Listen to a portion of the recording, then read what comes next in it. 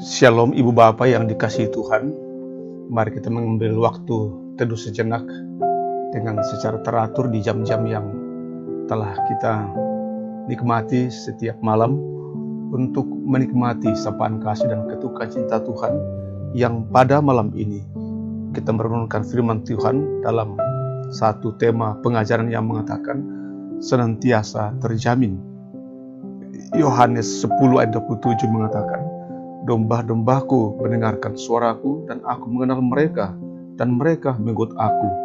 Dan aku memberikan hidup yang kekal kepada mereka dan mereka pasti tidak akan binasa sampai selama-lamanya dan seorang pun tidak merebut mereka dari tanganku. Saudaraku yang baik dan yang dikasihi Tuhan, tahukah kita bahwa hidup kita dalam Kristus Yesus itu adalah sebuah kehidupan yang telah terjamin.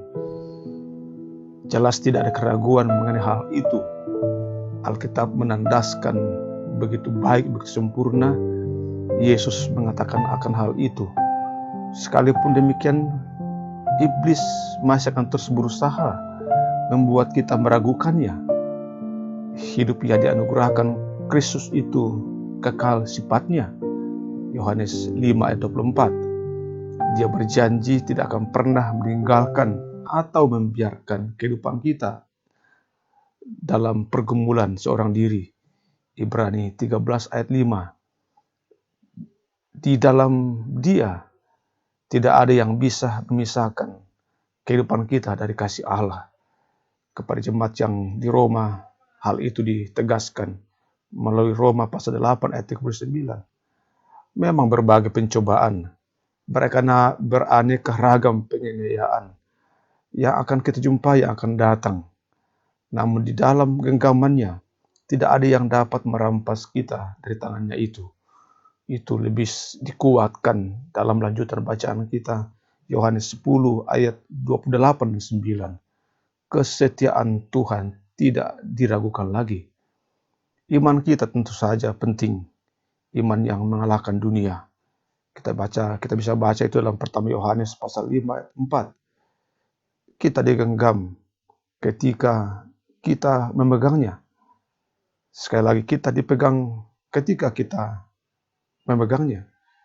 Tidak ada keselamatan maupun damai sejahtera bagi orang yang tidak percaya, walaupun orang tersebut mengaku pernah memilikinya. Kita dipelihara dalam kekuatan Allah. Pertama Petrus pasal 1 ayat 5. Saudara, iman yang menyelamatkan ini kemudian pada gilirannya menempatkan diri di dalam ketaatan. Ketaatan melakukan kehendak Allah yang telah dinyatakan melalui pelayanan kita. Dengan demikian, melalui mengikut Kristus secara berkesinambungan, kita dijamin olehnya. Yohanes 10 ayat 27 yang tadi kita sudah baca, dan bisa kita lanjutkan membacanya itu dalam pasal 8 ayat 31 dan 35. Yang berbalik kepada hidup lama tidak akan layak bagi kerajaannya. Firman Allah tidak bisa dibuat main-main. Sekali lagi, firman Allah tidak bisa dibuat main-main. Dan jika kita sudah mempermainkannya, maka harus ada pertobatan yang sungguh-sungguh. Pertobatan dengan air mata dan memanfaatkan pengampunan dosa darinya dalam iman yang sungguh kepadanya. Berbalik kepadanya dengan sebuah pertobatan dan air mata. Namun sekalipun saudara harus menunjukkan adanya kerajinan, ketaatan, kesetiaan, supaya panggilan dan pilihan kita makin teguh. Itu diingatkan dalam 2 Petrus pasal 1 ayat 10. Kita bisa mengandalkan pertolongan Tuhan. Segala sesuatu yang diserahkan kepadanya dalam keadaan aman. Pada saat Dia menyelamatkan kita, Yesus ingin untuk terus menuntun kita hingga mencapai garis akhir. Ingat bahwa keamanan kita ada di dalam Kristus. Jaminan keselamatan ada di dalam Kristus. Bukan di dalam diri kita. Bukan apa yang ada pada kita. Bukan apa yang saat ini kita miliki. Hanya ketika hidup kita di dalam Kristus. Keamanan itu terjamin. Jaminan keselamatan itu di dalam Kristus, dan karena itu hidup kita mesti berpusat pada Kristus. Hanya oleh kasih karunia-Nya saja kita dapat melakukan segala perkara, walau itu berat. Itu bisa kita baca dalam Filipi pasal 4 ayat 13. Sebab itu janganlah kamu melepaskan kepercayaanmu, karena besar upah yang menantinya. Ibrani pasal 10 ayat 37. Saudaraku yang baik dan yang dikasihi Tuhan, dalam situasi COVID-19 ini, kiranya iman kita makin diperteguh dan genggaman tangan kita makin kuat dipegang oleh Yesus. Kita berdoa. Ya Tuhan, ya Allah kami, syukur untuk kemenangan yang telah menjadi milik kami dalam iman kepada Yesus. Kemenangan sebagai anugerah yang kami hidupi, yang kami perjuangkan dengan sungguh-sungguh.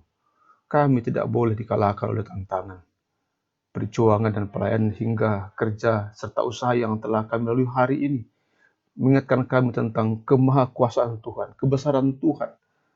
Karena kami tak akan mungkin masih bisa menikmati nafas kehidupan bersama dengan orang-orang yang kami kasihi jikalau bukan Tuhan yang mengawal seluruh kehidupan kami. Kini di dalam menikmati malam ini, bagi kami yang ada di rumah, di tempat-tempat perawatan, orang tua kami yang sakit dan dirawat di rumah, di tempat-tempat di mana kami masih berjuang dalam gelapnya malam, karena tanggung jawab iman buat pekerjaan kami. Lindungi kami dari sakit penyakit dan bahaya-bahaya maut lainnya. Karuniakan kami istirahat yang baik hingga besok pagi. Kami tetap dalam genggaman kuasa-Mu. Ampunilah dosa kami ya Tuhan. Dengarkanlah doa kami. Semua demi nama Yesus. Dan untuk semua itu Ibu Bapa yang terkasih dalam Tuhan. Terkhusus bila ada Ibu Bapa yang saat ini sedang terbaring dalam kelemahan tubuh karena sakit. Inilah berkat dari Tuhan yang akan menguatkan dan menopangmu.